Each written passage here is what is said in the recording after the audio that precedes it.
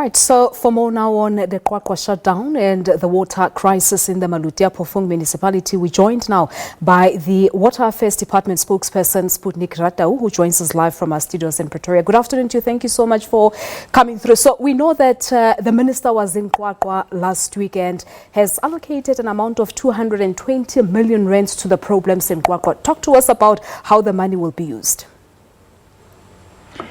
Well, thank you very much for having us this afternoon. Yes, the minister has ring-fenced an amount of 220 million rand for the provision of water services. And in fact, just to get CDBN Water, which is our water board in the area, as an implementing agent to be able to make sure that the issues of water services in the area are actually a thing of the past.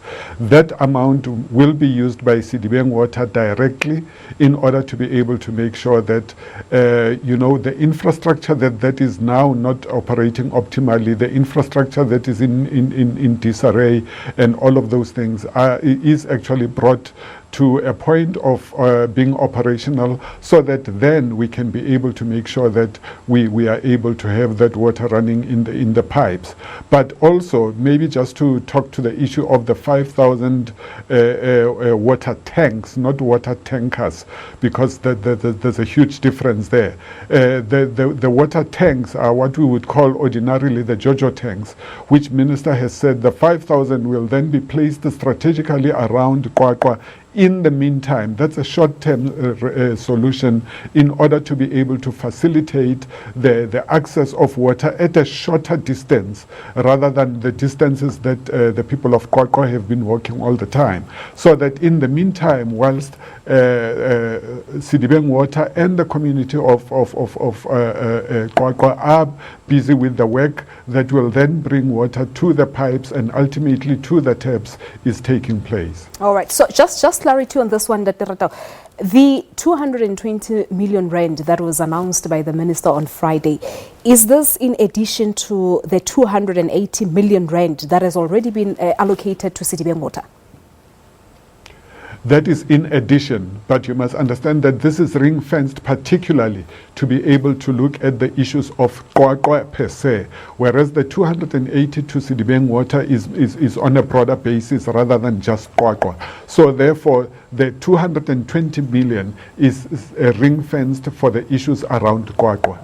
All right. And we know that what the people of Maluti-a-Phofung, specifically in Qwaqwa, have been saying is that the problem of lack of water in their area has been going on for years. It's over 10 years, I think, that they've been experiencing this problem. So what they say that all they want is to get clean water out of their taps.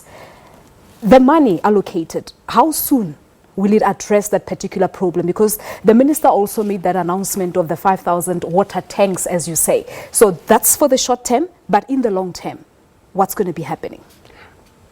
Obviously, what needs to happen is that we have to get the short term up and running. And then once that is in place, then CDBN Water will come back with a plan that says, this is what we have discovered when we were looking at the infrastructure. This is where we find the failures. This is how we look at the manner in which we can resolve this issue. And then we can be able to say, then how do we have a program to be able to look at all that? Because unless CDBN Water actually gets on the ground to deal with the reality that they will be facing there, we do not know exactly the extent to which this will be. And you are correct that the issues of water shortages in Qwaqwa have been going on for a very long period. But that is hand in hand as well with the issues of the municipality itself being dysfunctional. And therefore, these things need to work hand in glove, that whilst we are looking at the issue of basic services being afforded to the people of Qwaqwa, the issues of governance and so on need to also bring in other spheres of government and other departments that would then work in tandem with us, so that we can be able to resolve not just one part of the livelihood of the people of Qwaqwa, but the livelihood of the people of Qwaqwa in its entirety. But I think in Ratau, the problem was long ago diagnosed. I think the provincial government spoke about the Fikapatso Dam, which is apparently dry as it is now, which was the main source of water to the people of Qwaqwa, and also the aging infrastructure. So I believe now that the money is there, it is available, those problems should be addressed, instead of you saying that they will still look at what the problem is.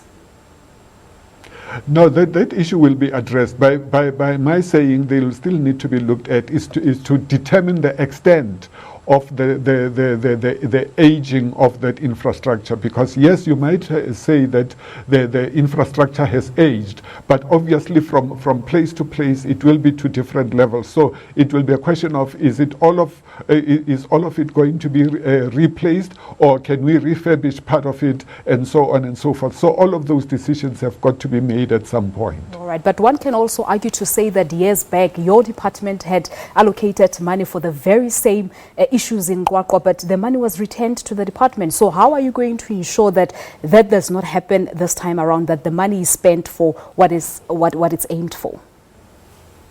You are correct that the money had to be returned because the municipality did not have capacity to spend. And unfortunately, if that happens, then it means the money will not be spent. And that is part of the difficulty that we find ourselves in, that once the municipality was incapacitated in order to be able to do the basics, as in be able to even spend the money allocated to it, we couldn't then leave it there, because according to the legal framework, whatever is not utilized in a particular financial year has got to go back to the fiscus in order to be utilized in other areas where there is a bigger need. Obviously, that has not been the best way of doing things, because that money would have been able to do other things that would have at least lessened the burden as we see it today. But for as long as the municipality was dysfunctional, that was not going to be possible. All right, we'll leave it at that. Sputnik Ratau is the spokesperson to the Department of Water Affairs, talking to us about the 220 million rand allocated to the Maluti-a-Phofung municipality. This, of course, is in addition to the 280 million that's been allocated to the Sidibeng Water to look into the water shortages problem in that area. And Ndati Ratau, they're basically saying that the minister had also made an announcement that about 5,000 water tanks will be taken to Qwaqwa as a short-term sort of relief for the residents.